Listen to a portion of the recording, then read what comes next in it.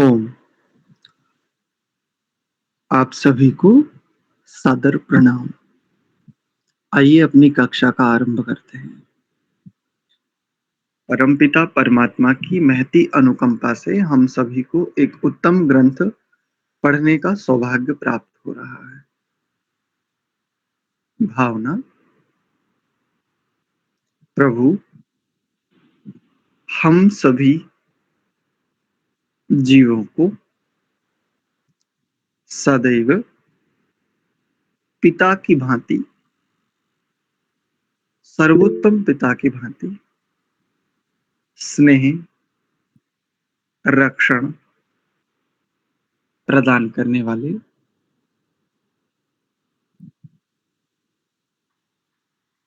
अपना सर्वस्व निस्वार्थ भाव से हमारे लिए समर्पित करके हमें प्रतिपल प्रेरित करने वाले परम कल्याणकारी परम पिता। मंत्र पाठ।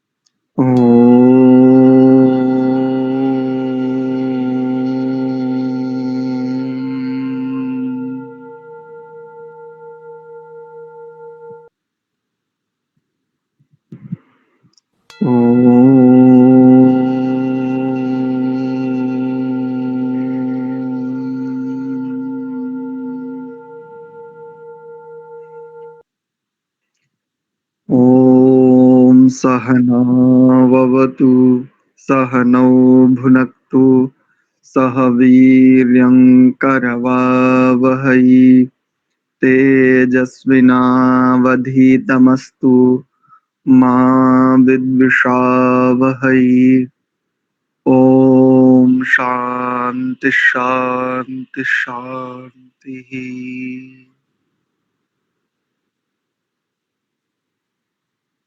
ओम। आप सभी का पुनश्च हार्दिक स्वागत एवं अभिनंदन संस्कार विधि स्वाध्याय की इस कक्षा में। हम स्वस्ति वाचन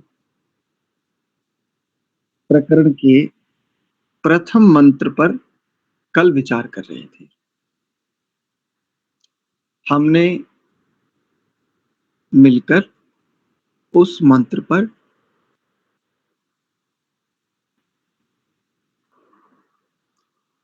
व्यापकता से विचार किया था। एक प्रश्न उसमें आया था, वह भी आपके साथ साझा किए देते हैं। जब हमने कल रत्न धातमम इस शब्द का अर्थ यह किया कि रत्नों को धारण करने वाले, तो यह अर्थ स्पष्ट नहीं हो पाया, ऐसा एक प्रश्न आया। तो देखो, व्यापकता से तो वह बड़ा अच्छा अर्थ था, किंतु और सरलता से उसको स्पष्ट किए देते हैं। जैसे हम लौकिक दृष्टि से हम विचार करें कि हम रत्न किसे कहते हैं, तो भूगर्भ से प्राप्त पदार्थों को हम रत्न कहते हैं। उसमें सोना, हीरा, पन्ना, ये जो भी कुछ पदार्थ हैं, इनको हम रत्न कहते हैं। ये सब पृथ्वी के गर्भ से हमें प्राप्त होते हैं। सोना कहें, चांदी कहें, लोहा कहें, मैग्नीशियम कहें अथवा हीरा कहें, जो भी कुछ कहें, कोयले को भी रत्न कहते हैं कुछ लोग। अर्थात जो भी कुछ प्राप्त होता है उसे हम रत्न कहते हैं। तो देखो ना, भूगर्भ से प्राप्त होने वाली वस्तुओं को, पदार्थों को भी हम रत्न कहते हैं, और दूसरा भू के, धरा के ऊपर प्राप्त होने वाले वस्तु पदार्थों को भी हम रत्न शब्द से स्वीकार करते हैं। उदाहरण के लिए फल, फूल, कंद, मूल, वनस्पतियां, औषधियां, ये समस्त पदार्थों को भी हम रत्न कहते हैं।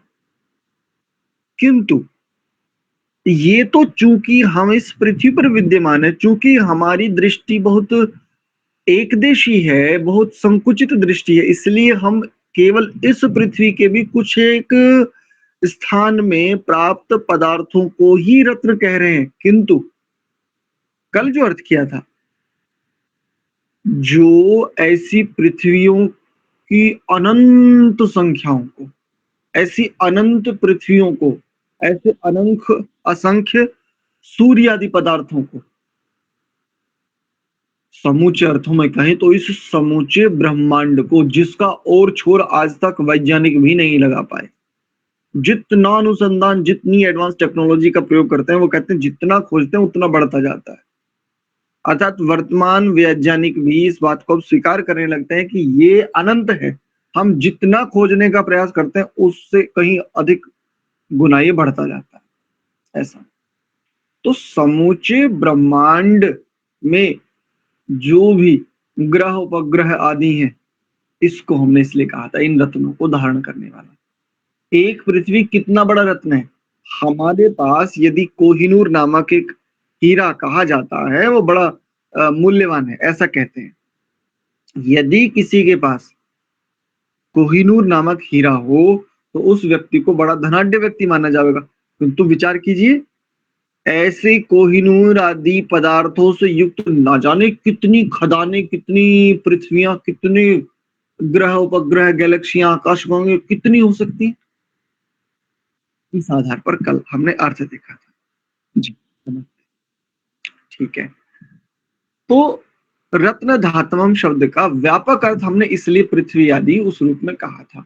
ये अर्थ हमारी ओर से नहीं था, ये अर्थ तो स्वामी दयानंद जी और अन्य कई सारे विद्वानों ने जो अर्थ किए, उनके अर्थों के आधार पर भी बस वो चिंतन के रूप में उसको, उसके लिए कहेंगे कि एक आख्यान के रूप में, एक्सप्लेनेशन के रूप में केवल हमने रखा।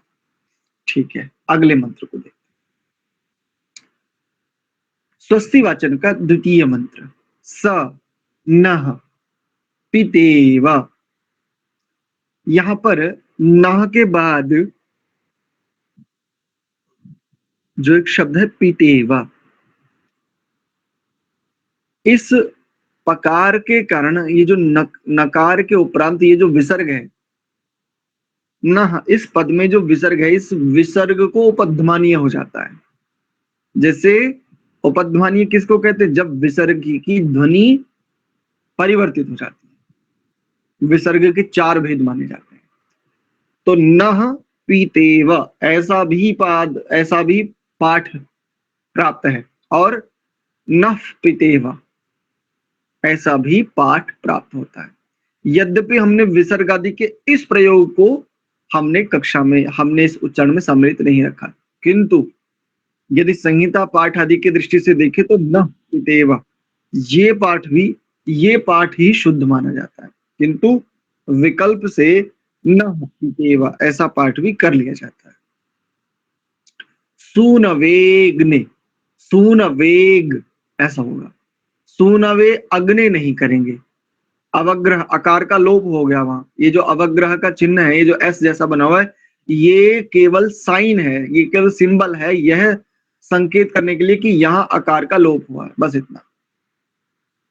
तो सून वेग यानी वे को दीर्घ करते हुए ग इसके साथ ले आएंगे, सून वेग ने सुपायनो, भव भव नहीं करेंगे, अधिकांश उच्चारण भव ऐसा।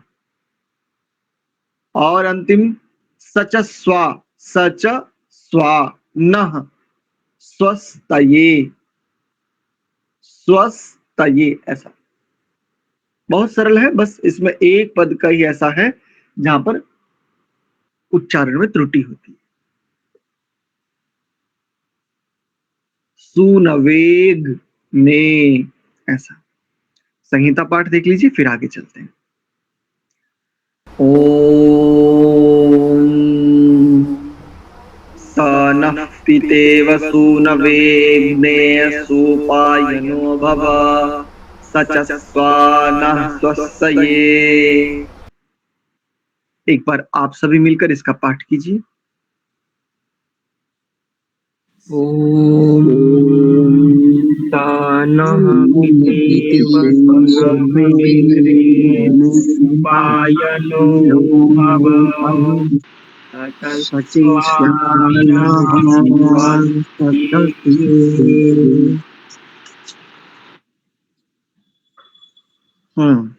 बहुत सुंदर, बढ़िया। आपको ये स्पष्ट हो गया, सूनवेग्ने।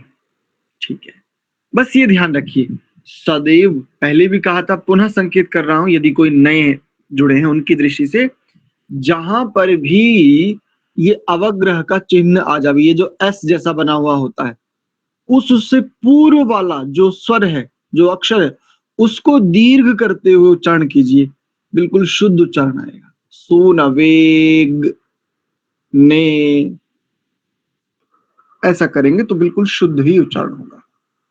देखो इसमें कितने सुंदर शब्द हैं। एक शब्द इसमें है सुपायन, सु उपसर्ग पूर्वक अयन, ऐसा शब्द है। सु उप और अयन, आगे आप देखेंगे। चलिए इस पर विचार करते हैं, आगे बढ़े। उससे पूर्व एक बात स्पष्ट की देता हूं, ऋग्वेद के प्रथम मंडल के प्रथम सूक्त का 9वां मंत्र है ये।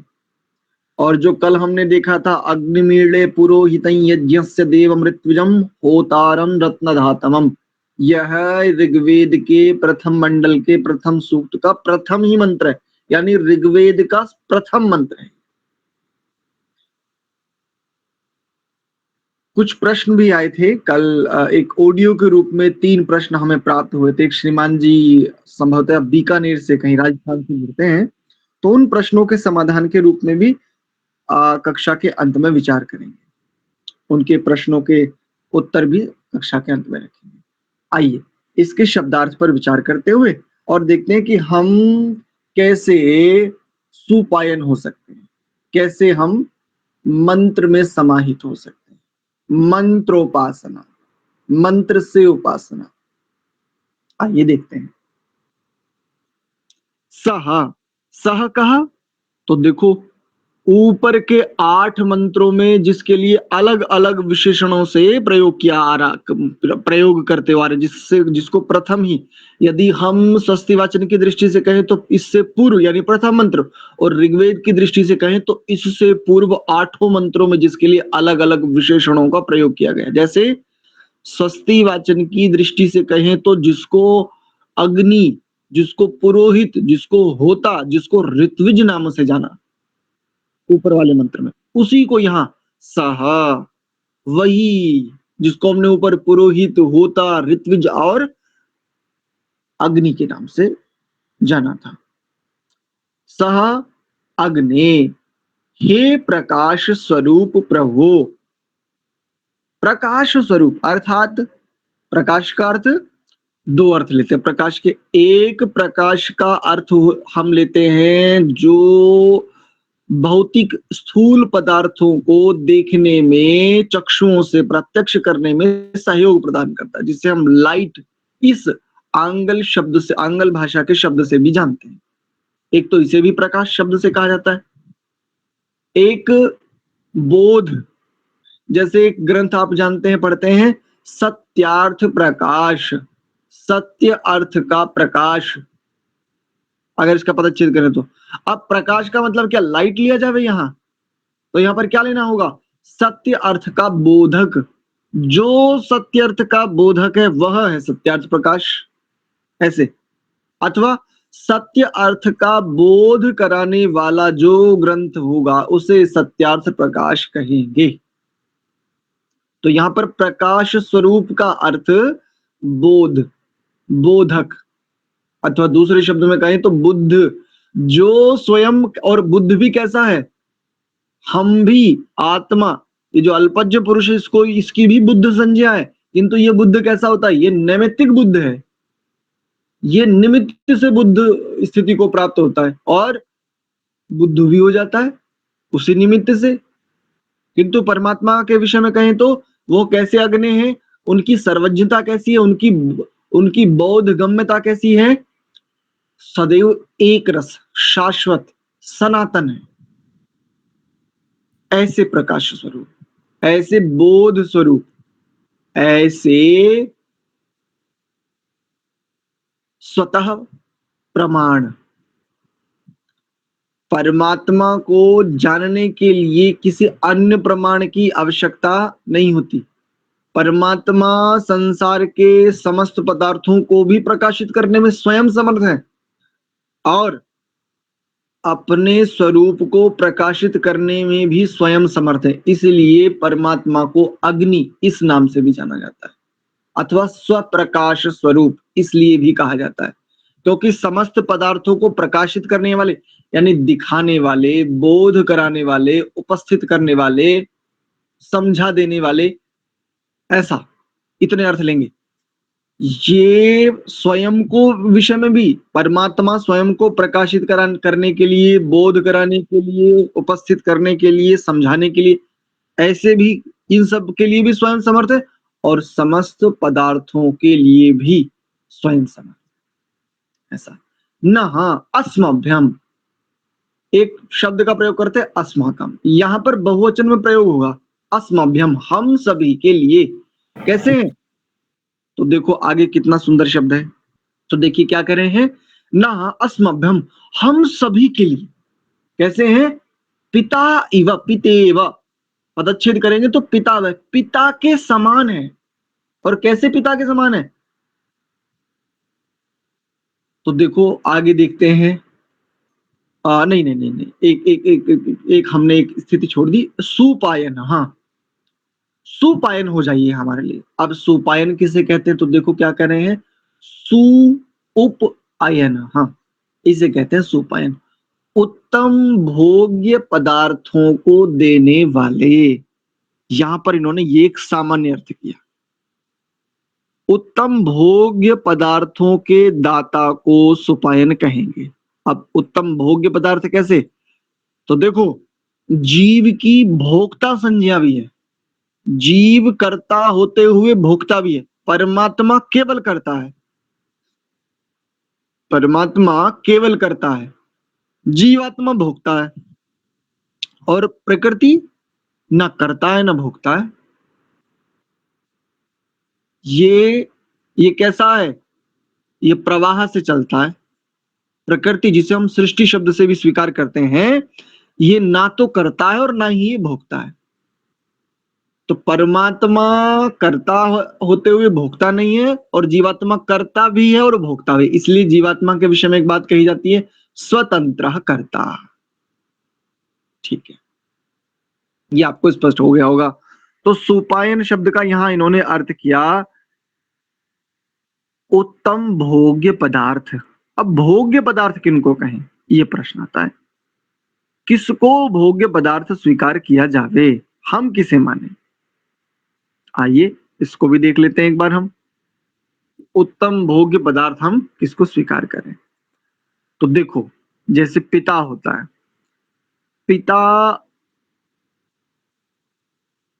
संसार में प्रत्येक संतान के लिए सुपायन का काम करता है। यदि वह वास्तव में पिता है तो। पिता को पिता क्यों कहते हैं? रक्षण गुण के कारण पिता को पिता कहते हैं। पारक्षण, इस धातु से पिता शब्द की सिद्धि होती है, क्योंकि पिता का स्वाभाविक लक्षण है रक्षा, रक्षण, जिसको आप संरक्षण भी कह देते हो। और पिता के लिए एक शब्द का प्रयोग होता है संरक्षक, सम्यक प्रकार से जो रक्षक बना हुआ होता है, समस्त बाधाओं को मौन रह करके जो सह लेता है। माताओं के लिए और माताओं के विषय में बहुत स्तुतियां मिलती हैं। माताओं को लेकर के बहुत कविताएं, गीत, कहानियां, बहुत कुछ प्रचलित है। माँ का ये ऋण है, माँ का वो ऋण है।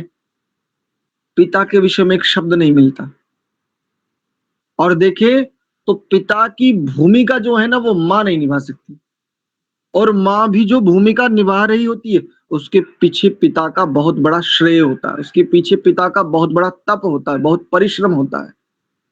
इसलिए तो उत्तम भोग्य पदार्थ किसको कहें? उत्तम सुख, उत्तम साधन, उत्तम ज्ञान आदि प्राप्त करने के लिए समस्त अनुकूलताएं, हमारा जीवन सहजता से चलता रहे इसके लिए समस्त पदार्थ वस्तुएं, इस सब को कहते हैं सुपायन। जिससे जीवन सहजता से आगे बढ़ता रहे बिना किसी बाधाओं के, अनुकूलता को सुपायन कहेंगे। तो उत्तम भोग्य पदार्थ इस रूप में अर्थ लेंगे। अब भोग्य पदार्थ इस शब्द का अर्थ यदि केवल वो निकृष्ट भोग ही ले लिया जावे तो समस्या हो जाएगी, क्योंकि देखो सुपायन शब्द जो है वो अग्नि इसके साथ, और ये सुपायन कैसे होने चाहिए तो आगे एक शब्द पर हम विचार करेंगे, स्वस्थ ये सचस्व, आत्मनेपद का प्रयोग होगा तो सचस्वे, ऐसे उत्तम भोग्य पदार्थ प्राप्त कराइए हमें, ऐसे प्रदान कीजिए जो पदार्थ हमें कल्याण की प्राप्ति करा दे, अथवा जिन पदार्थों का उपभोग करते हुए हम कल्याण को सिद्ध कर ले जावें। ऐसा भव, सुपायन भव, सुपायनो भव, ऐसा है ना। तो पदच्छेद करेंगे तो सु उपअयन भवः, सुपायन भवः, आप सुपायन हो जाइए हमारे लिए। कैसे? अब मंत्र का एक पद पूरा हुआ तो कैसे? तो कहा पिता इव, पिता के समान। किसके लिए? सूनवे, पुत्र के लिए।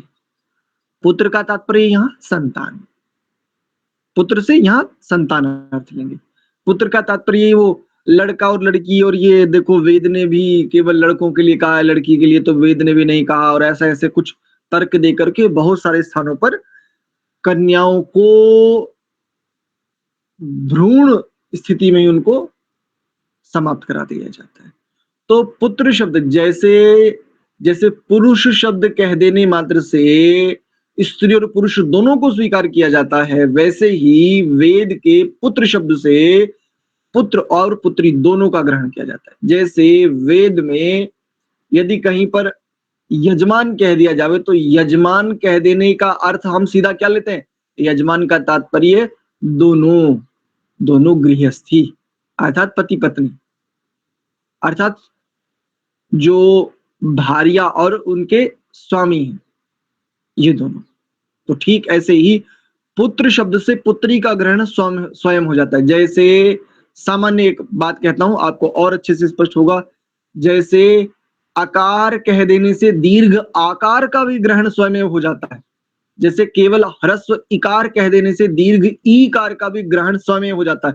ठीक ऐसे जब वहां एक अक्षर के कह देने से उसके समानार्थक अन्य अक्षर का स्वीकार हो सकता है, तो यहां तो वेद का शब्द है, इसलिए पुत्र शब्द से केवल पुरुष बालक यानी पुरुष देहधारी जिसकी संज्ञा है ऐसा बालक ही नहीं लेना चाहिए। जो स्त्री देहधारी, इन दोनों यानी बालक और बालिका, पुत्र और पुत्री, पुत्र शब्द से दोनों का ग्रहण होगा। पिता के समान जैसे पुत्रों के लिए पिता हो जाता है, वैसे न हमको, हम सबको कैसा कीजिए? स्वस्थ ये, कल्याण की प्राप्ति के लिए सचस्व, उन उत्तम भोग्य पदार्थों को देने वाले पिता होकर हम संतानों के लिए उन कल्याण की प्राप्ति के लिए उन योग्य पदार्थों से हमें युक्त कर दीजिए। हमारे पास पदार्थों का अभाव ना हो, ऐसे योग्य पदार्थों का। कैसे योग्य? जिनसे हम अपने कल्याण को सिद्ध कर सकें। तो देखो पुरोहित एक आशीर्वाद देकर के जाते हैं ना कई बार, यद्यपि इस शब्द का प्रयोग बहुत कम लोग करते हैं, ऋषि अथवा कोई बड़े साधक अथवा कुछ सन्यासी भी करते हैं, अन्यथा तो सौभाग्यमस्तु, सफलम भवतु, ऐसे ओम स्वस्ति ही स्वस्ति ही स्वस्ति, ऐसा। लेकिन कई जो ऋषि लोग होते थे प्राचीन काल में और वर्तमान में भी जो उच्च योग्यता प्राप्त उत्तम कोटि के उपासक भी हैं, वो भी एक शब्द का प्रयोग करते हैं आशीर्वाद देते समय, कल्याणमस्तु, कल्याणमस्तु, कल्याण हो, क्यों? तो देखो, ये जो समस्त सृष्टि पदार्थ हैं, ये सृष्टि पदार्थ कैसे हैं? आकर्षण युक्त हैं। ये समस्त सृष्टि पदार्थ भोग पदार्थ है, उनमें बहुत बड़ा आकर्षण है। व्यक्ति जीवन भर इन सृष्ट पदार्थों की उपासना करते करते ही इस उत्तम मनुष्य देह रूपी साधन को गंवा देता है। इसलिए तो ये जो सचस्वता, ये सचस्व कल्याण के लिए हमें उससे जोड़ दीजिए, हमें उनसे युक्त कर दीजिए, अर्थात साधनों से हम अपने कल्याण को सिद्ध कर सके। अपने कल्याण को तो दोनों अर्थों में लेंगे, जो हमारे इहलौकिक जीवन के कर्तव्यादि हैं उनको भी, और मनुष्य जीवन की संपूर्ण सार्थकता को भी, पुरुष के अर्थ को भी, पुरुष अर्थात आत्मा के प्रयोजन को। कल्याण का तात्पर्य एक दृष्टि से लेते हैं, केवल केवल क्या मुक्ति, केवल क्या अपवर्ग, केवल क्या परम पद, निश्रेयस, मोक्ष ना। निस्संदेह ये एक बहुत उत्तम स्थिति है, किंतु इस उत्तम से पहले भी तो देखो, आगे हम विचार भी करेंगे। इस उत्तम से पहले एक और स्थिति साधन सिद्ध करनी है हमें। कौन सी स्थिति? शन्नो देवी रभिष्टया। ये जो अभीष्ट है ना, ये जो इहलोक, अर्थात जिसको इस मंत्र में रभिष्टय शब्द से कहा, उसको इस मंत्र में सुपायन, सुपायन इस शब्द से कहा कि ये जो समस्त पदार्थ है, ये जो अनुकूलताएं हैं, जिसको हमारी ओर से एक सामान्य कथन के रूप में कहा जाता है जीवन में उद्देश्य। जीवन का उद्देश्य निश्चित वही है जिसको हम सब प्रायः लेते हैं, सनातन को ठीक ठीक समझने जानने वाले, वही है। लेकिन लेकिन उससे पूर्व भी एक और स्थिति है। यदि कोई विरक्त भी है, यदि कोई वीतराग भी है, अत्यंत सृष्टि का समूचा, मनुष्य देह आदि का समूचा प्रयोजन जिसको जिसको बोध हो गया है, वह भी जीवन के संचालन के लिए और अपने उस बोध के उपरांत जो उसे प्राप्तव्य, उसकी सिद्धि के लिए यत्न तो करेगा ना। और यत्न करने के लिए साधन स्वस्थ रहना चाहिए, उसकी दृष्टि से भी कह रहा हूं। सामान्य लौकिक जो केवल संसार में ही लगे हुए हैं, संसार ही जिनके जीने का एकमात्र आधार है, केवल उनको संसार का प्रयोजन का इससे जिनका दूर दूर तक अभी कोई नहीं संबंध हुआ है, उनके लिए भी, और ऐसे के लिए भी जो संसार के प्रयोजन को समझ करके अब संसार के प्रयोजन की सार्थकता को सिद्ध करने की ओर बढ़ चले हैं, दोनों की दृष्टि से, इसको कहते हैं कल्याण। ठीक है, तो इसमें हमारे लिए एक बात है, हम पिता हैं जितने अंशों में भी, और जो जो भी पिता हैं, तो देखो पिता होने की एक कसौटी है, कैसे हो जावे? अग्नि स्वरूप सुपायन हो जावे। आजकल पिता कैसे हो गए हैं? सुपायन नहीं हो गए, कुपायन हो गए हैं। और कैसे कुपायन होते हैं? अग्नि है, और कैसी अग्नि है? तो देखो अग्नियां भी दो प्रकार की होती हैं, उन्नति कारक भी होती है और अधोगति कारक भी होती है। अग्नि का स्वभाव है पदार्थों को सूक्ष्म रूप में परिवर्तित कर अत्यंत विस्तार को प्राप्त कर देना। तो ठीक ऐसे देखो पिता के लिए मैंने ऐसा क्यों कहा, तो देखो सुपायन अर्थात उत्तम भोग्य पदार्थों को देने वाले, और वो भी कैसे? स्वस्थ, ये कल्याण हेतु से।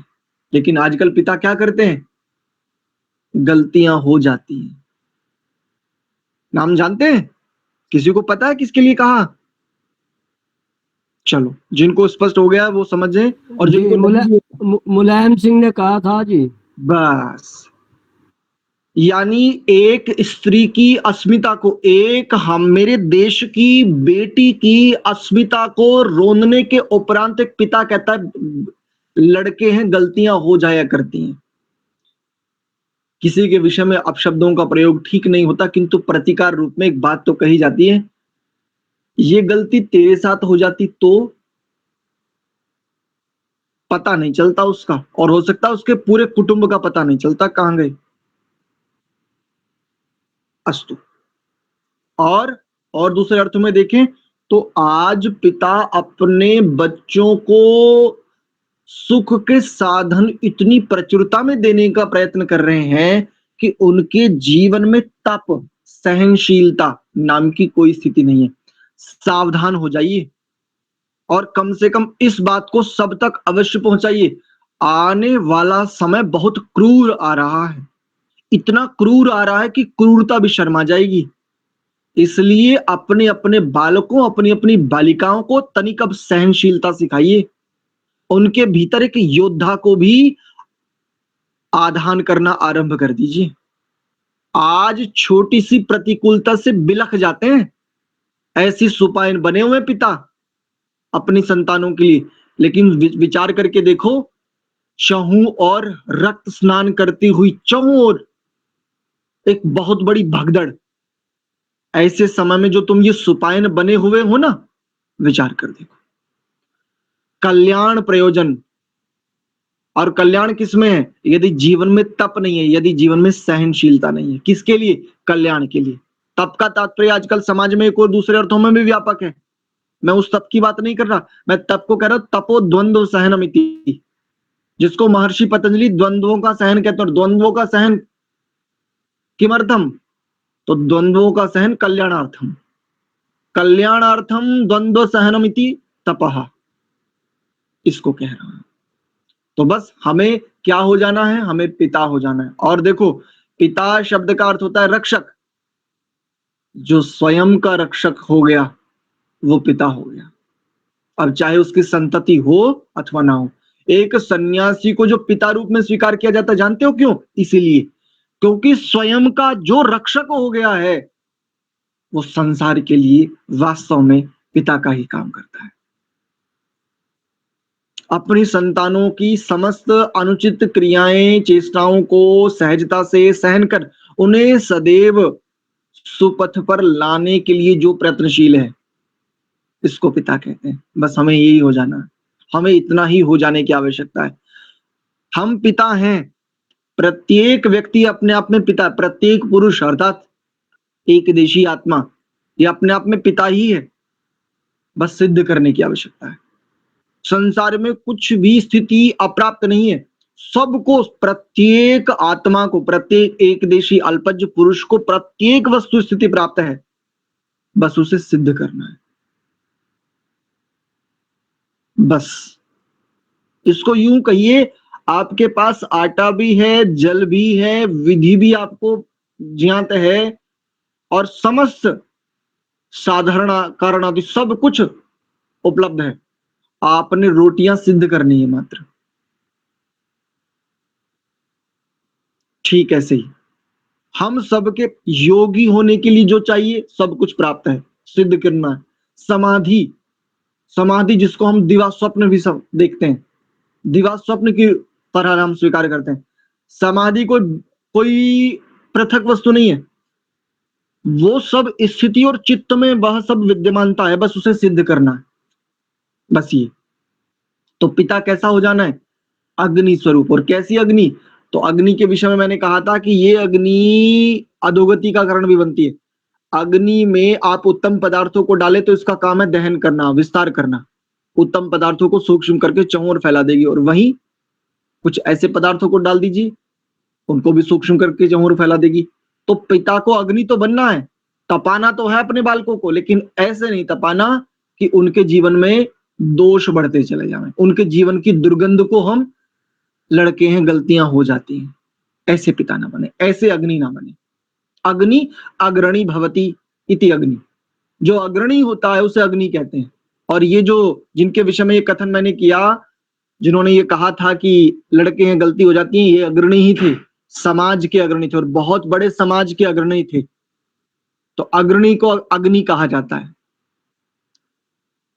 इसलिए तो हमें ऐसा अग्नि होना है कि दोषों को विस्तार नहीं देना, गुणों को ही विस्तार देना, अर्थात सुगंध को ही प्रसारित करना है। अपनी ताप को, यदि बालक, हमारी संतान, हमारे समाज के किसी बालक में यदि दोष हमें दिख भी जावे तो अपनी ताप को उस दोष से पृथक रखना है, ताकि हमारी ताप को प्राप्त होकर के उसका दोष कहीं विस्तार को प्राप्त ना हो जाए।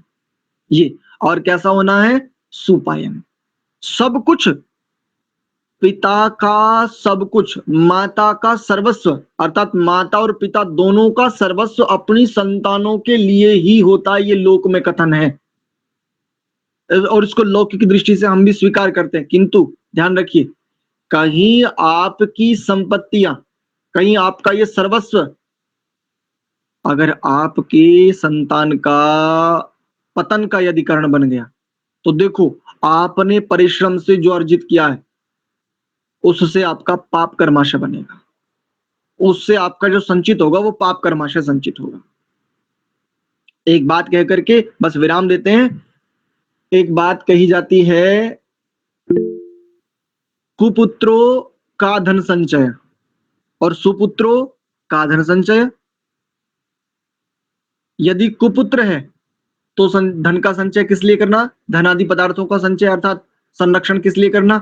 और यदि सुपुत्र है तो धन आदि पदार्थों का संचय किस लिए करना? और बड़ी उत्तम, बड़ी गहरी बात है, तो हमें ऐसा ही सुपायन होना है।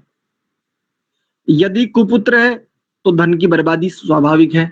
धन का, आपके धन का दुरुपयोग करते हुए आपके परिश्रम को आपको पाप कर्माशय के रूप में, परिणति के रूप में आपको प्राप्त करवाएगा आपका संतान। यदि कुपुत्र है, कुपुत्र से कुपुत्री भी ले लेंगे, और यदि सुपुत्र है तो धन की आवश्यकता नहीं है, स्वयं से स्वयं सिद्ध कर लेगा। हम बस उसके पीछे कैसे रहें?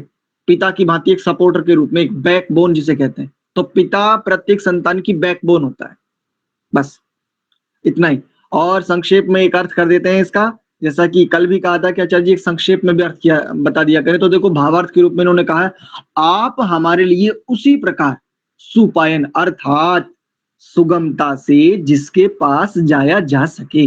पिता के पास जाने से संकोच नहीं होता। पिता अग्नि स्वरूप होते हुए भी पिता कैसा होना चाहिए? तो देखो, सुगमता से जिसके पास जाया जा सके, भय ना हो, सम्मान हो। पिता प्राय पिता क्या समझते हैं? नहीं, पिता का मतलब डर, भय, जिसके जिसके विचार मात्र से भीतर बालक में भय उत्पन्न हो जाए। जैसे हमारे पिताजी, वर्तमान जीवन की बात कर रहा हूँ, पिताजी की स्मृति मात्र हमें भयाक्रांत कर देती थी, क्योंकि जब कभी दंड देते थे तो बढ़िया बढ़िया करके देते थे। यद्यपि उनकी कृपा रही कि बहुत सारे दोषों से उन्होंने हमें बचाए रखा इस दंड आदि की प्रक्रिया ने, किंतु देते थे तो इतना भयंकर देते थे कि पशुओं की भांति। अगर शहतूत की कमची मिल गई तो शहतूत की, अमरूद की मिल गई तो अमरूद की, और नाशपाती की भी। कई बार तो ऐसी स्थितियां हो जाती थी कि बहुत बढ़िया, खतरनाक वाली। तो पिता कैसा बनना है? जिसके पास उसकी संतानें, उसके समस्त परिजन उसके पास कैसे जावे? सुगमता से, निर्भय होकर के। आगे एक मंत्र आ रहा, वहां पर भी देखेंगे, अभयम मित्रात अभयम ज्ञातात अभयम परोक्षात। तो पिता कैसा होना चाहिए?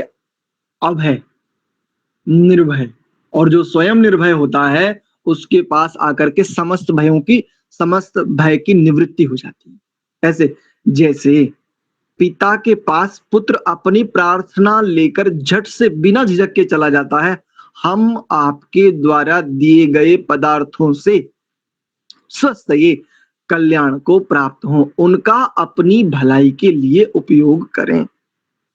आगे एक मंत्र आ रहा है इसी से संबंधित, स्वस्ति पंथाम अनुचर्य में, वहां पर भी देखेंगे। ठीक है, आज का विषय इतना ही रखते हैं।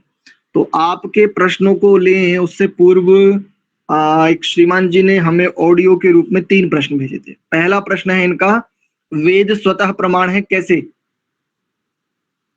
तो देखो संक्षेप में एक बात बताते हैं, वेद स्वतः प्रमाण है और परतः प्रमाण है। सबसे पहले प्रमाण शब्द को समझ लीजिए कि प्रमाण किसको कहते हैं। प्रउपसर्ग पूर्वक जिससे जाना जाता है, मान, ऐसा है ना, प्रमान, और फिर उसको प्रमाण ऐसा हो जाता है व्याकरण आदि का कार्य होकर के। प्रकर्ष रूप से जिसके आश्रय से जाना जाता है, बोध हो जाता है, उसे प्रमाण कहते हैं। सामान्य अर्थ की दृष्टि से कह रहा हूं।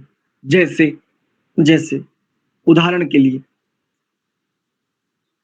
नदी के बढ़ते हुए जल स्तर को देख करके सब लोग क्या विचार करते? सामान्य भी।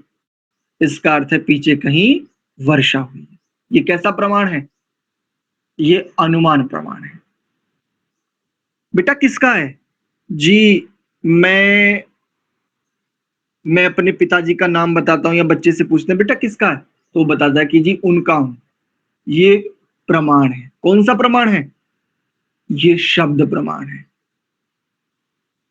शब्द प्रमाण, जैसे वेद शब्द प्रमाण है। आप कहेंगे कैसे? तो देखो, कोई भी संतान वह किसकी संतति है इसका बोध, इसका प्रत्यक्ष कभी नहीं कर सकती। ये तो उसे शब्द प्रमाण के आधार पर ही स्वीकार करना पड़ेगा। और शब्द प्रमाण किससे प्राप्त होगा? तो सर्वप्रथम उसकी माता से और उसके अन्य परिजनों से। ये अब आते हैं कि वेद स्वतः प्रमाण है, कैसे स्वीकार किया जावे या दूसरों को कैसे स्वीकार किया जावे। देखिए, योग्यताएं होती हैं और पात्रताएं होती हैं। आप प्रथम कक्षा के छात्र को यदि स्नातक के पाठ्यक्रम की कोई बात समझाना चाहोगे तो क्या उसे समझ में आएगी? उत्तर दीजिए।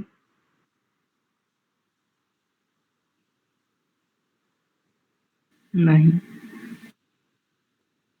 बस ऐसे ही, जिसको जिसकी इतनी योग्यता है कि प्रमाणों को समझ सके, जिसकी इतनी योग्यता है कि वेद आदि विषयों में जिसकी श्रद्धा भले ही कम हो लेकिन श्रद्धा हो, वहां पर ये बीज बोना चाहिए, वहां पर इस प्रश्न का उत्तर देना चाहिए। जिनकी अभी श्रद्धा नहीं है, जो प्रथम कक्षा के छात्र हैं, उनके सामने ऐसे प्रश्नों को जाने ही मत दीजिए। और यदि चले भी जाएं, उपेक्षाणाम, सीधी सी बात है। पहले बेटा पात्रता सिद्ध करो, पहले अपनी योग्यता सिद्ध करो कि तुम इस योग्य हो, तुम इस पात्र हो, तब तुम्हें बतावेंगे कि वेद स्वतः प्रमाण है कैसे। एक बात आपकी दृष्टि से बताता हूं कि वेद स्वतः प्रमाण कैसे है। तो देखो, सूर्य को स्वतः प्रमाण कहा जाता है। सूर्य नामक जो ये पदार्थ आकाश में हमें जो यह दिखता है, जिससे हमें समस्त पदार्थों को देखने का प्रकाश प्राप्त होता है, जिससे विटामिन डी प्राप्त होता है, ऐसा भी एक कथन है। इसे इस सूर्य को स्वतः प्रमाण कहते हैं। किसे कहते हैं स्वतः प्रमाण, ये समझ लीजिए। प्रमाण शब्द का अर्थ बता दिया। स्वतः प्रमाण किसे कहते हैं ये समझ लीजिए। जो स्वयं को प्रकाशित करने में स्वयं समर्थ हो, उसे कहते हैं स्वतः प्रमाण। और जिसके प्रकाश से अन्य पदार्थों को भी जाना जाता है, अन्य पदार्थों को भी देख लिया जाता है, उसे कहते हैं स्वतः प्रमाण। तो इसका लौकिक, इसका प्रत्यक्ष उदाहरण है सूर्य। चक्षुओं के पास पर्याप्त सामर्थ्य होते हुए यदि सूर्य रूपी प्रकाश ना हो, कोई पदार्थ देख नहीं सकते। आप कहोगे हम चंद्रमा के प्रकाश में देख लेंगे, तो चंद्रमा का प्रकाश भी सूर्य से प्राप्त है। सूर्य ही नहीं होगा तो चंद्रमा के पास कहां से आएगा? आप कहेंगे हम बिजली बना लेंगे, तो देखो बिजली आदि ये जो वस्तु तत्व हैं, इनके पास भी जो स्थितियां हैं, ये भी कहां से प्राप्त हैं?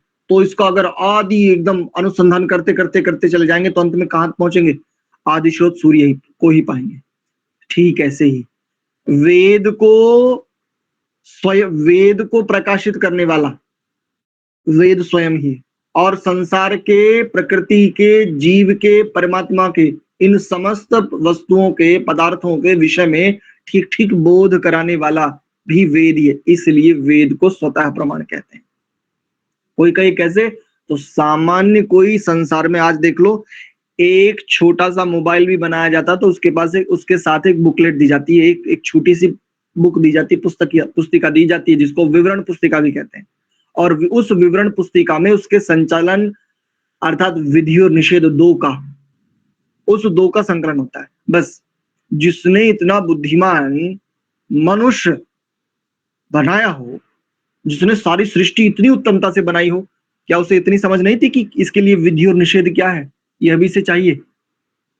तो बस ये विधि और निषेध, इन दोनों को स्पष्टता से बोध कराने वाले व्यवस्था को, अनुशासन को ही वेद कहते हैं। और वेद स्वतः प्रमाण इसलिए है क्योंकि वेद की पुष्टि के लिए यदि दर्शन के, उपनिषद के, ब्राह्मण ग्रंथ के, किसी भी शास्त्र के स्मृति आदि किसी भी शास्त्र के प्रमाण को लेकर के संशय होता तो किसकी शरण में जाते हैं? वेद की शरण में जाते हैं। और यदि वेद में संशय आ जावे अर्थात वेद के किसी मंत्र में संशय आ जावे तो वेद के संशय की निवृत्ति के लिए वेद से ही प्रमाण खोजा जाता है, उसके संशय की निवृत्ति के लिए कहीं और नहीं जाया जाता, इसलिए वेद को स्वतः प्रमाण कहा जाता है। आशा करता हूं आपको स्पष्ट हुआ होगा। एक प्रश्न था इनका, वेद किसने लिखे? तो देखो, वेद को श्रुति कहते हैं। ये लिखने की परंपरा रामायण काल के आसपास की है। रामायण काल, जो भगवान राम जो दशरथ के पुत्र कहे जाते हैं, महाराज दशरथ के, इस रामायण काल के आसपास की, सटीक जानकारी तो नहीं है लेकिन रामायण काल के आसपास की बात है, जहां पर आकर के वेदों को लिपिबद्ध किया गया। कुछ लोगों का यह भी अनुमान है कि महाभारत के उपरांत वेदों को लिपिबद्ध किया गया। महर्षि पाणिनि लगभग 2-2.5 हजार साल पूर्व की, ऐसा कहा जाता है इनके विषय में। और महर्षि पाणिनि जी से कुछ समय पूर्व ही वेद आदि इन शास्त्रों को लिपिबद्ध किया गया। वेद और वेदेतर अन्य जो शास्त्र थे वह श्रुति परंपरा से, कंठस्थीकरण से, इस आधार पर आदि सृष्टि से आद्य पर्यंत चलते आए थे। तो वेदों की लिपियां अर्थात लिपिबद्ध, जिसको आप लिखने शब्द से कह रहे हैं, वो तो बहुत बाद की बात है। ठीक ठीक इसके विषय में अनेकों विद्वानों का अनुसंधान ये है कि ये रामायण काल की बात है, क्योंकि रामायण जिस काल में लिखी गई तो लिपि आदि का प्रचलन वहां से हुआ कि शास्त्रों को लिपिबद्ध भी किया जाना चाहिए। और कुछ ताड़पत्र आदि मिलते हैं, कुछ अवशेष प्राप्त होते हैं, उनके आधार पर भी कुछ अनुसंधान यही कहते हैं कि ये रामायण काल के अर्थात कुछ 9-10 लाख वर्ष पूर्व की स्थितियां, ऐसा एक अनुमान के रूप में कहा जाता है। तीसरा प्रश्न था, सृष्टि के आरंभ में युवा नर नारी धरती के भीतर से उत्पन्न हुए। ये बात समझ में नहीं आती। इसके लिए भी प्रथम ही उत्तर है, पात्रता देखिए, योग्यता देखिए। यदि निकृष्ट बुद्धि वाला कोई मनुष्य है और उसको आप नियोग व्यवस्था समझाएंगे, धज्जियां उड़ा के रख देगा इस शुद्ध व्यवस्था की, और समाज में इतना दुष्प्रचार कर देगा कि आप स्वयं भी अपना मुंह बचाएंगे कि कहीं ऐसे लोगों के बीच से ना निकल जाऊं जहां ऐसी चर्चा चल रही हो, और वो मुझे अब चहूर से घेरेंगे। अच्छा, ये जा रहे हैं ऐसा ऐसा। जैसे एक बात कही जाती है, आर्यनमा जी, और जब नियोग आदि की बात हो जाए तो बहुत प्रताड़ना, बहुत भर्त्सना की जाती है। तो जैसा ये प्रश्न है कि सृष्टि आरंभ में युवा नर नारी उत्पन्न हुए थे धरती के गर्भ से, तो ये प्रश्न बहुत गहरा प्रश्न है, दार्शनिक प्रश्न है। इस दार्शनिक प्रश्न को समझने के लिए उसके भीतर ऐसी जिज्ञासा होनी चाहिए, ऐसी तड़प होनी चाहिए, और श्रद्धा होनी चाहिए, और सबसे बड़ी दृष्टि होनी चाहिए, क्योंकि जो दृष्टि होती है वैसी ही सृष्टि होती है। उत्तर देते हैं आपके लिए जिनकी पात्रता आदि है, जिनकी पात्रता नहीं है वो इसमें उलझे ना, ध्यान रखिए, सबके लिए कह रहा हूं। जिनकी पात्रता कम है अथवा नहीं है वो इसमें उलझे ना, जिनकी है उनकी दृष्टि से उत्तर दे रहा हूं।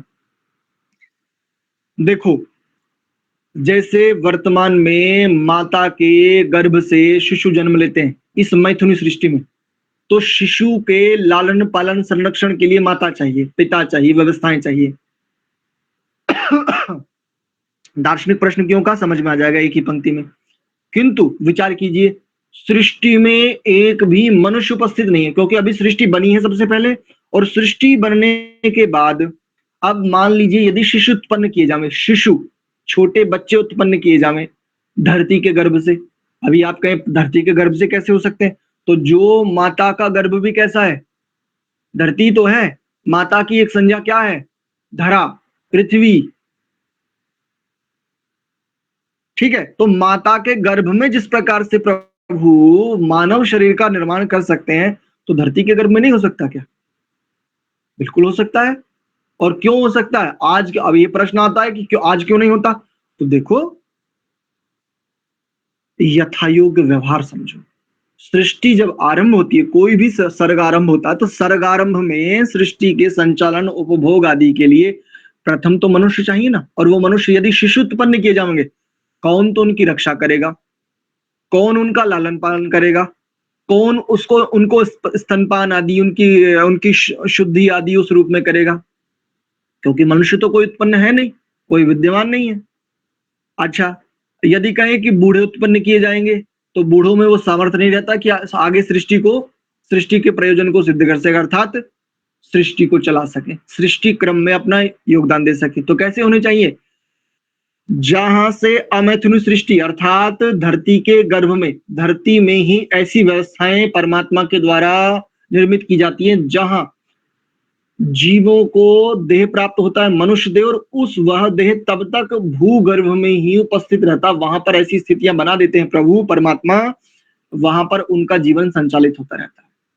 और जब वो युवा अवस्था में होते हैं तो उन्हें भूगर्भ से बाहर प्रकट कर दिया जाता है प्रभु के द्वारा, परमात्मा के द्वारा। और जब बाहर प्रकट होते हैं तो देखो इनकी बहुत ऊंची योग्यताएं होती हैं। ये जो अमैथुनी सृष्टि में उत्पन्न प्रकट नर नारियां हैं, स्त्री मनुष्य हैं, स्त्री पुरुष हैं, इनकी योग्यता हमारी योग्यताओं से कहीं अधिक ऊंची योग्यता होती है। ये दार्शनिक दृष्टियों के स्वामी होते हैं। सृष्टि आरंभ, सर्ग आरंभ में जो उत्पन्न मनुष्य आदि हैं, स्त्रियां हैं, पुरुष हैं, इनकी योग्यता हमारी योग्यताओं से कहीं अधिक ऊंची और कहीं अधिक पावन पवित्र होती है इस आधार पर। तो उनको संकेत, उनको मात्र स्फुरण, जिसको आप कहते हो परमात्मा ने ज्ञान दिया, हृदय में उनके लिए संकेत मात्र, एक प्रेरणा मात्र पर्याप्त होती है। उन्हें समझ में आ जाता है कि मेरा इस वर्तमान जीवन का, इस उपस्थिति का प्रयोजन क्या है, इस आधार पर। तो यदि बूढ़े उत्पन्न करता तो बूढ़ों में सामर्थ्य नहीं कि वो सृष्टि को आगे चला सके, और बच्चे उत्पन्न करता तो उनके लालन पालन संरक्षण आदि की व्यवस्था कौन करता। इसलिए युवा, स्त्री और पुरुष उत्पन्न किए। एक और प्रश्न इसमें था कि बहुत सारे थे। हाँ, बहुत सारे इसलिए थे क्योंकि यदि यदि परमात्मा का एक अनुशासन है, वेद में भी अनेकों मंत्र आते हैं, और कई सारे ऐसे लोग हैं आज तो जिनको मौलाना शब्द से आप कहते हैं, जिनको आप आलिम या अनेकों इस प्रकार के शब्दों से कहते हैं। तो वो कहते हैं कि जो काम बहनोई, हमारा बहनोई हमारी बहन के साथ कर सकता है, हम क्यों नहीं कर सकते। ऐसे ऐसे भी गधे हैं, ऐसे ऐसे भी दुष्ट हैं, ठीक है, तो कर सकते हैं। लेकिन उसको क्या कहते हैं? ऐसी संतान को अवैध संतान कहते हैं। और ये जितनी भी है ना, ये बिन मूछों की दाढ़ियां, ये अवैध संतानें ही हैं। इनमें से अधिकांश अवैध संतानें ही हैं इस रूप में। तो यहां पर जो अनेक सारे स्त्री और पुरुष, युवा नर और नारी के उत्पन्न करने की बात है, वो इसलिए भी है क्योंकि परमात्मा का अनुशासन है। वेद में अनेकों ऐसे मंत्र आते हैं कि जिसको लेकर के ये स्पष्ट कथन है कि युवा भाई और बहन एक साथ ना रहें, एकांतवास में वास ना करें। युवा पुत्री और पिता दोनों किसी एकांत स्थान में वास न करें। युवा पुत्र और माता किसी एकांत स्थान में वास न करें। क्यों? तो फिर आगे इसका समाधान करते हैं। इंद्रियां बहुत चंचला होती हैं और बहुत शीघ्रकारी, बहुत बलवान होती हैं। अच्छे से अच्छे उत्तम कोटि के व्यक्ति को भी अपने चंगुल में फंसा लेती है, दब जाता है व्यक्ति। एक संस्कार का आलम्बन लेते हुए कहीं भी अनिष्ट अनर्थ होने की संभावना है। तो आज तो अनेकों ऐसे परिवार हैं जिनके साथ ऐसी अनिष्ट की स्थितियां घटती हैं। परिवारों की स्थितियां भी बता रहा हूं। और जो घोषित हैं, ये बिन मूछ वाली दाढ़ियां, ये तो बहन को भी पत्नी और पत्नी को तो खैर क्या कहें, वो पत्नी भी नहीं मानते, वो तो बीवी मानते हैं। वहां तो एक कॉन्ट्रैक्ट होता है। अस्तु, आशा करता हूं आपके तीनों प्रश्नों का उत्तर आ गया होगा। ठीक है, आज की कक्षा को यहीं तक रखते हैं। किन्हीं ने हैंड रेज किया है, यद्यपि समय हो चुका है। जी रामपाल जी। आचार्य जी, मैं इससे थोड़ा संदर्भ में, मैं प्रोफेशनल वकील हूँ जी। जी। और मैं आपकी बातों को भी पुष्टि करते हुए नंगी आंखों से देखता हूँ, लव जिहाद सही रूप में चल रहा है। बहुत, मैं 30,000 में हूँ जी। जी। और बहुत लड़कियां को पटा पटा कर मुस्लिम लड़के लाते हैं, नाबालिग भी बालिग लड़कियों को लाते हैं, बहुत अच्छे अच्छे परिवारों की लड़कियों को लाते हैं। लव जिहाद मैं अपनी नंगी आंखों से देखता हूँ। जी जी जी। और मैं इसलिए कहना उचित मानता हूँ कि आप अपने बच्चों को संभालें, सभी क्लास के, और अपने जो भी इस बात का ध्यान रखें कि बच्चों को बहुत ही संभाल कर रखना चाहिए, जैसा आपने कहा था। और अपने ऐसे संस्कार बनाए कि वे इन नीचों के मलेच्चों के चक्कर में ना पड़े। इनका मुहिम यही होता है बिगाड़ कर पहले शादी करेंगे, शादी लव करेंगे, वो मना करेगी मार देंगे, और मान लिया शादी भी निकाह भी कर लिया तो पहले कुछ दिन अपने आप व्रत कर दूसरों को दे देंगे, यानी उसे मशीन बना देते हैं, मतलब एक जी तरह सेक्स वर्कर बना देते हैं और दे के दूसरे बच्चे पैदा करेंगे उनसे। ऐसे फजीते होते हैं उनके बहुत बुरी तरह से। जी तो बिल्कुल। समाज में इसकी हमें आपके प्रेरणा देनी चाहिए, सबको कहना चाहिए कि अपने बच्चों को संभाले, संस्कार दें, जैसा आप बता रहे हैं। आपकी जानकारी के लिए एक बात बता देता हूँ, इस रविवार को जो अपना एक कार्यक्रम होता है उसमें मुद्दा ये लव जिहाद ही है, और इस लव जिहाद के ऊपर एक छोटा सा हमने भी एक खंड काव्य लिखा है। आप उसको सुनेंगे और उस खंड काव्य को समझ लेंगे तो आपको बहुत सारी स्थितियां बहुत अच्छे से स्पष्ट हो जाएंगी। तो हमने बहुत कल ये पूर्वक किस समय होगा जी? रात्रि में रविवार को 8 बजे से लगभग ये 9:30 के आसपास तक चलता है। ठीक है जी आचार्य जी, मैं उपस्थित हूँगा जी। जी। और जी जो आपने ये कहा कि ऐसा ऐसा होता है, तो देखो, काफिर जो मोहम्मद को नहीं मानता, जो कुरान पर ईमान नहीं लाता, जो बहन को भी बीवी नहीं बनाता, उन्हें कहते हैं काफिर।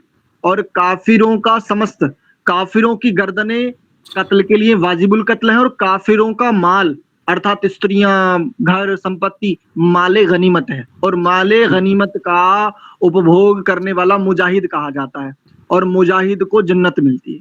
ये इनका जी। कंसेप्ट है। तो आप जिसको ये सेक्स अपनी लेके कह रहे लड़की हैं, को भी नहीं छोड़ते जी, अपनी वही पेट की पुत्री को। वही बता रहा हूँ, वही कह रहा हूँ। इनके यहाँ एक कंसेप्ट है, केवल ये विकृत मानसिकता है, इसको नेक्रोफिलिया कहते हैं। जी नेक्रोफिलिया एक ऐसी स्थिति है, गूगल पे सर्च करेंगे तो आपको बहुत अच्छे से इसके बहुत सारे प्रमाण मिल जाएंगे। और पिछले दिनों एक, कभी आज से लगभग 3 4 5 वर्ष पूर्व एक वीडियो बनाया था कि रानी पद्मिनी के साथ में 16,000 रानियों ने जोहरी क्यों किया, अग्नि कुंड में, जलते जी अग्नि जी कुंड में ये क्यों किया। तो उसके जी पीछे का मूल कारण वहां पर भी हमने कहा था कि ये नेक्रोफिलिया है। जी नेक्रोफिलिया ऐसी बीमारी होती है, ऐसा रोग होता है, एक ऐसा मानसिक विकार है जिसमें अपनी पुत्री में भी वो बीवी देखता, भोग ही देखता है। माँ से जी जायज है, बहन से जायज है, और तो बाकी सबसे जायज है ही। जी जायज यानी उचित, यानी जी उसको अप्रूव कर सकते हैं, अप्रूव्ड ऐसा। जी तो और नेक्रोफिलिया की एक और, इसके और बहुत सारे स्टेज हैं। इसका अंतिम स्टेज ये है कि मृत देह, डेड बॉडीज के साथ भी ये लोग संबंध बनाते हैं। नेक्रोफिलिया की एक अंतिम चरम स्तर, अंतिम स्टेज ये भी। तो नेक्रोफिलिया के बहुत प्रकार के स्तर हैं, और ये जो बात आप कह रहे हैं ये सब नेक्रोफिलिया के अंतर्गत ही आता है। अगर संक्षेप में यूं कहूं तो Islam is equal to necrophilia से जी जी जी एक जी बहुत बड़े झुंड का जी जी नाम है बहुत इस्लाम। बहुत सुंदर व्याख्या। ठीक है, जी चलिए आज के विषय को इतना रखते हैं। सुनीता, कोई प्रश्न है क्या बिटिया? कल ले लें क्या आपका प्रश्न? आज का समय पर्याप्त हो गया। यदि कोई छोटा प्रश्न है तो देख लीजिए। सुनीता, नमस्ते गुरुजी, पेज नंबर एक बार बता दीजिए। 2 दिन से क्लास मेरा छूट गया था। अच्छा तो बिटिया, अच्छा अच्छा, पेज नंबर संस्कार विधि में आप जाएंगे तो पृष्ठ संख्या 7, जी जहां धन्यवाद। पर स्वस्ति वाचन लिखा है, उसका दूसरा मंत्र आज हमने देखा था। ठीक, धन्यवाद गुरुजी। ठीक है, आज के विषय को इतना ही रखते हैं, और कल हम अगले मंत्र पर विचार करेंगे। उससे पूर्व आप सब लोगों के लिए एक सूचना है, हमने अभी तक जो विषय पढ़ा है उसकी परीक्षा लेने का विचार है। आप लोगों को कितना स्पष्ट हो रहा है, इसका लाभ हो रहा है अथवा नहीं हो रहा है। यदि इसका लाभ हो रहा है, आप लोगों की परीक्षा में एक अच्छा परिणाम सामने आता है, तो फिर इसे आगे लेकर के चलेंगे। यदि लाभ नहीं दिखेगा, यदि आपके परिणाम उत्तम परिणाम नहीं होंगे, तो परिश्रम को यहीं स्थगित कर देंगे। तो आप लोग इस पर विचार कर लीजिए कि कब इसकी परीक्षा ली जावे। लिखित परीक्षा लेंगे या मौखिक परीक्षा लेंगे, ये भी हम आपके ऊपर ही छोड़ते हैं। आप स्वयं विचार कीजिए कब लेनी चाहिए, कितने दिन का आपको समय चाहिए। मात्र अभी तक 8 मंत्र स्तुति प्रार्थनोपासना वाले थे, और 2 मंत्र ये हुए हैं। तो विचार ये है कि आपकी एक छोटी सी परीक्षा हो जावे, और उस परीक्षा के उपरांत फिर आगे चला जावे। परीक्षा का लाभ ही होता है परीक्षण, इसे कहते हैं परीक्षा। इसका लाभ ये होगा कि आपकी योग्यता अच्छे से निर्मित हो जाएगी। इसका उद्देश्य आपको हतोत्साहित करना अथवा किसके अंक कितने ज्यादा है ऐसा नहीं है। इसका उद्देश्य मात्र ये है कि आपकी बुद्धि में तनिक भी कृतकारिता आ रही है अथवा नहीं। कृतकारिता का तात्पर्य दृष्टि, दार्शनिकता, इस रूप में। तो ये हम विचार करेंगे और शीघ्र ही आप हमें सूचित करेंगे कि कब परीक्षा होनी चाहिए। ठीक है, आज के विषय को इतना ही रखते हैं। एक बार प्रणव का उच्चारण और कक्षा को विराम।